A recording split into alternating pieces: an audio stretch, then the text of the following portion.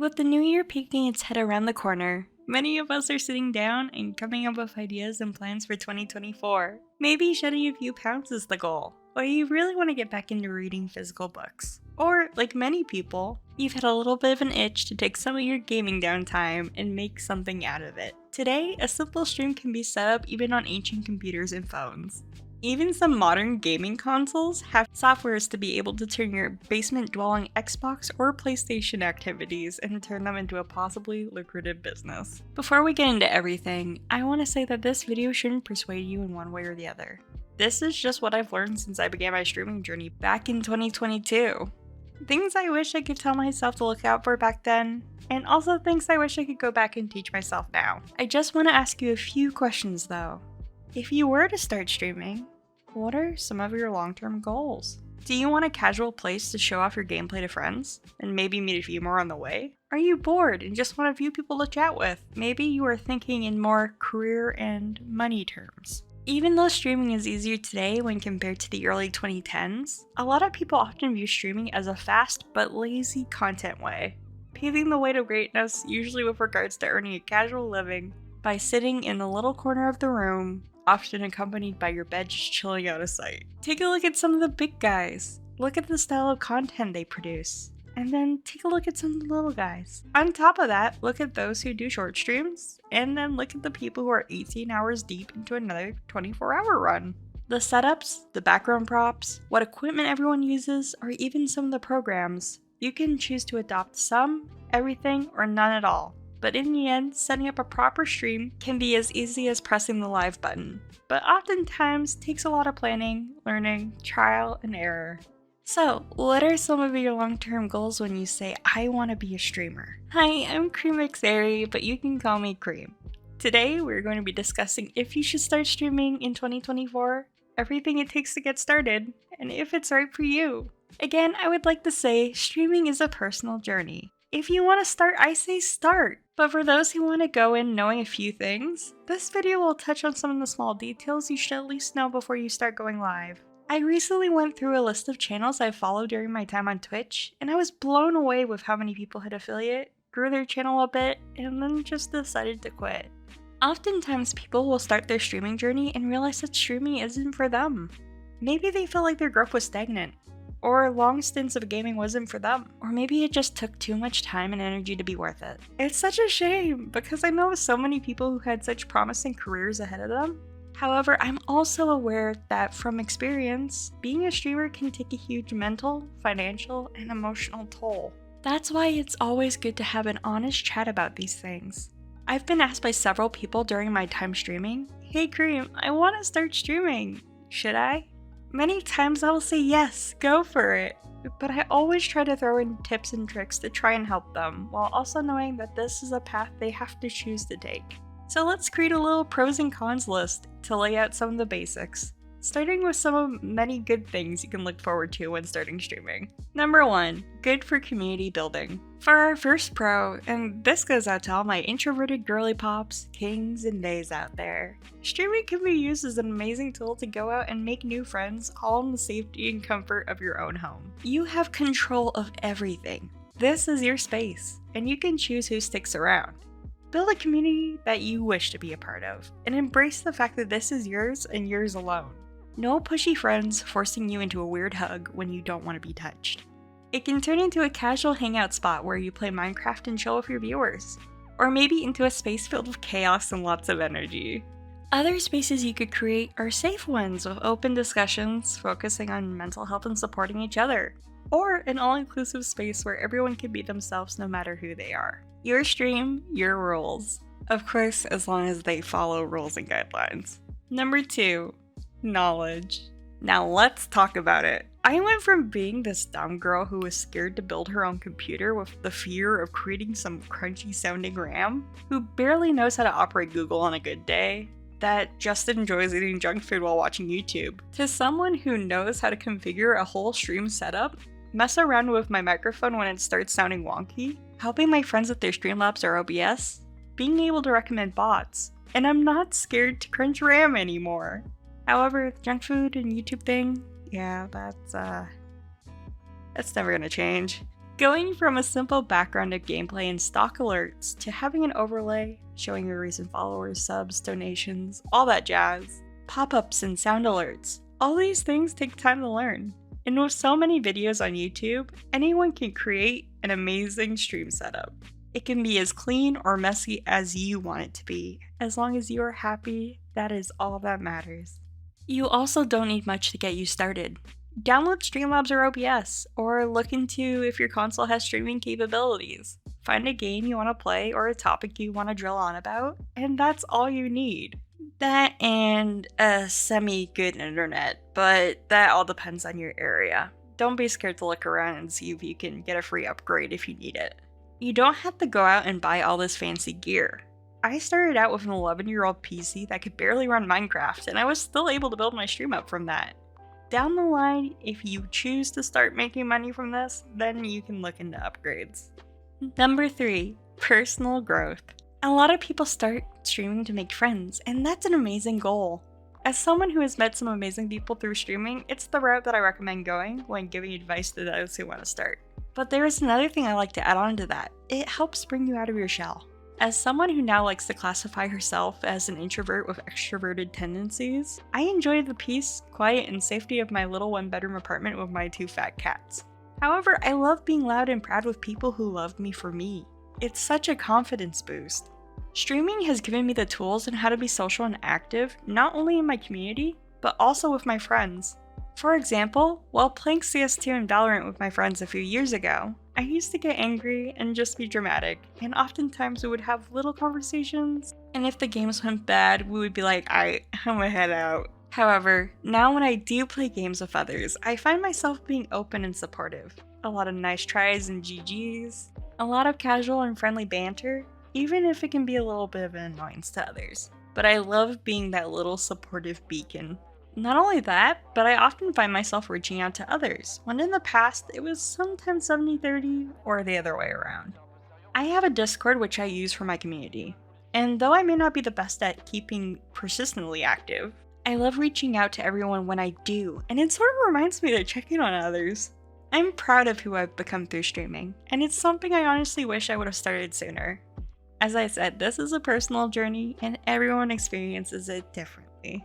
Now that we've talked about some of the positive, let's go into some of the negative. These are some of the cons of starting up a stream. Number 1, loss of being lost in a game. This may sound kind of weird, but for those who know what I'm talking about, a lot of streaming is connecting with chat. You are constantly engaged with your viewers, making sure to keep everyone happy and entertained. You may have sound alerts set up and maybe some community involvement. Either way, chat is probably the second most important thing outside of the actual stream setup. Due to this, oftentimes, the game you are playing is not really paid much attention, which in many ways sucks, especially if it's a game that you've been really looking forward to sinking your teeth into. I find myself playing a lot of easy chat games, Dead by Daylight, Minecraft, Stardew Valley, League of Legends, where I can give my full attention to chat while also casually playing something to keep everyone entertained with some movement on the screen. Which also adds another side problem. If you stick to these easy games, they probably will become your go-tos. I want to stream, but I don't really know what I want to play, nor do I really want to play anything, so I'll just throw this on and make everyone happy. This really sucks, especially if you originally found love with those specific games. Dead by Daylight has lost a lot of love from me, because it's become a constant I can rely on. So make sure if you decide to start streaming, allow yourself some variability when it comes to the games you play. If this is something you are truly serious about, find 3 or 4 games you enjoy playing that you can switch in and out of, and don't be scared to add more. But also keep in mind, if there is a game or 2 you really want to play off stream and get sucked into, do that. Not everything you buy has to have a tag on it saying, oh, this would be amazing to play on stream with everyone. Weigh those options yourself. Number 2. Streaming can be exhausting / time management. This sort of coincides with our first point, giving full attention to chat, attention to your game, making sure everything is running perfectly and properly, finding music to play in the background. All these little things add up. If you are truly serious about making a fine-tuned stream that could potentially turn a profit, it takes a lot of downtime in order to make sure everything works. That's only the streaming part too. A lot of modern streamers make content outside of their streams. YouTube Shorts or TikToks, maybe some edited content for YouTube, keeping an active X or Instagram, and maintaining a Discord. A lot of streaming is community involvement, self-promotion, and just getting your work out there however you can. Like most people, you probably have to work or go to school outside of your regular streaming hours, which, if you add on everything as listed above, it can become very tiring and very fast. I am a huge supporter of being able to have downtime after and in between streams. Having gone through many burnouts myself, I know at times I need to allow myself to take a week off just to be able to breathe again. If you do too much too quickly, you may find yourself in a similar situation. And oftentimes, if you aren't careful, you can fall into a permanent burnout stage.